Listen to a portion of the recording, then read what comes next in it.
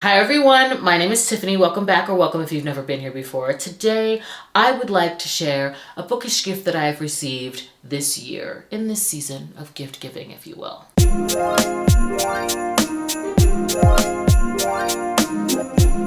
I had an idea for a series to do during Vlogmas on this channel where I go over all of the bookish gifts that I've received in terms of broadening my horizons. This has been a year where I've picked up outside of the genre of romance, whether it was thrillers, manga, horror, as well as new to me authors that have quickly become auto-buy.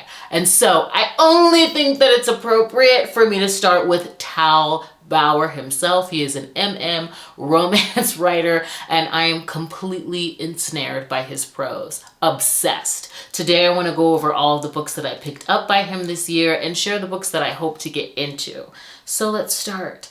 I first picked up a romantic suspense Western novella, Hell Is Gone, by him, and immediately I was captivated by how he handled dialogue, how he captured the cadence, and how it also just bolstered the characterization.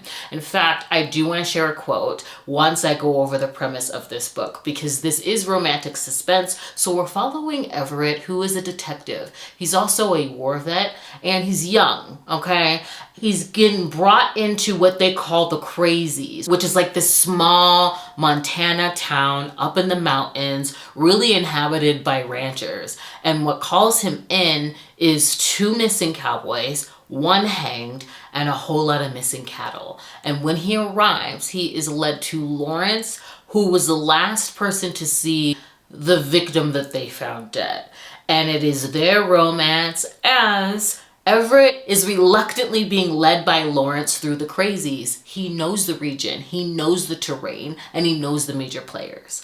Now, Lawrence is grumpy, and I wouldn't say that Everett is sunshine. He's just green when it comes to his way of life and the region that they're in. It is their romance and their mystery to solve together. I absolutely love this, and I do want to share a quote so that you can get a little taste of his writing and what I meant about the landscape being reflected through their dialogue, and how I immediately latched on to who Lawrence was just by a few succinct lines. It was beautiful. So I'm going to refer to my phone here. I've taken a screenshot. I do have a highlight on my Instagram of like all of my favorite quotes from this year, and this is among them. This is from Everett's point of view in reference to Lawrence. There were canyons between those vowels, lingering spaces where Lawrence's voice lengthened and spread like warm honey. His accent was as thick as the forest on the mountains and rolled like the wind on and on. I mean, can you picture it? I was smitten. Then, after which, I'm not going to go through the order that I read them. I'm going to, from here on out, go in the order of my enjoyment, which is like kind of hard to do because everything that he writes has hit for me. But undoubtedly, my favorite thus far has been You and Me. You and Me, if you can even see the book, because I am a woman that prioritizes lighting up in here, honey. I mean, is this what the people do? I hope you can see the cover, because this is an all-time favorite single dad romance. There are 2. This is an romance. It's also friends to lovers. And we're following Emmett, who feels as though he is failing as a father. He is a widow. There are heavy themes of grief in this. He's desperately trying to connect with his son, and his late wife was the one who took interest in their son being a star football player at his high school. We are in Texas, baby, okay? And so, as a means to connect with him, he decides to join the Boosters, which is how he meets Landon, who is super dad and father of the team's quarterback. Landon has a deep connection with his son. Landon, again, is the head of the Boosters, and Landon welcomes and ushers him in with open arms, shows him the ropes, and also just helps him connect with his son through example. And Emmett just feels so disheveled and unorganized in relation to him. He's in awe of how he's balancing everything as well as being out. And this is their slow burn romance where we get to see them fall into each other, as well as the connection between Emmett and his son mend. It is incredibly beautiful. I highly suggest that you pick it up. This was absolute perfection to me. It also kind of goes over how messy familial dynamics can be, as well as grief. I would argue that this showcases many themes of love, and I absolutely adored it. I'm so happy that I picked it up. Okay. And then next, we have The Rest of the Story by Tal Bauer. This is an hockey romance. It's also just an underdog tale. We're following Morgan. He's a veteran, but he is traded to the worst team in the league, the Outlaws, which is made up of rookies. And upon arrival, he learns why they're so broken and beat down, because of the physical and mental abuse of their coach. And he aims to not only remove this coach, but go about rehabilitating this team. This is a slow burn romance between Morgan and their team captain Shay. It is timid and probing and beautiful. And as I said, this is a collective book with a full cast and team that has a long way to go in terms of their healing. And it was just so beautiful. The way that Morgan is aiming to hold space for all that Shay's been through, the way that Shay is questioning his attraction and wanting to lean in, and also how they're working together on behalf of the whole. It felt very cinematic as well. I would love to see something like this on screen. This was absolutely beautiful, and I still think about it to this day. Highly suggest you pick this up if you missed it this year. It was going around, and I can definitely see why. And lastly, in terms of what I have physically, I've got one more, his newest release this year. But we'll talk about Gravity first, which was gut-wrenching, okay? We're following Bryce. He is the head of his field. I mean, he's smashing records. He is the player that other players look up to, which is what happens with Hunter at NHL All-Stars in Vegas. Hunter meets his idol in Bryce. Cannot believe that Bryce even knows who he is. And they end up meeting up after the game and almost having a sort of like whirlwind weekend of camaraderie, which turns a little romantic, at least in Bryce's eyes.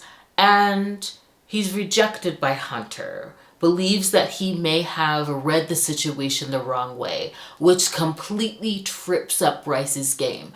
Everything since he made it out of his small town in Quebec has been about hockey. He's perfected and mastered the sport, and yet Hunter, his feelings for him have tripped him up. If he is misread the moment of chemistry between them, what else could he be misreading out on the ice? And I absolutely adore this because Hunter gets traded onto Bryce's team and they are forced into proximity and have to work together. There's also a beautiful snowed in trope in this book, and it is just heavy. This was heavy. It was so emotional. I love how he just captures that all-consuming love, okay? It goes there, and he scared me in this book because of what he made these characters go through. I was mad at Tal, okay? I was like, why are you making my heart do this? Oh my gosh, my heart goes out to them and I love them so much. And lastly, I have to talk about How to Say I Do. This is his most recent release and I devoured it because of Wyatt, our cowboy who has never taken a break.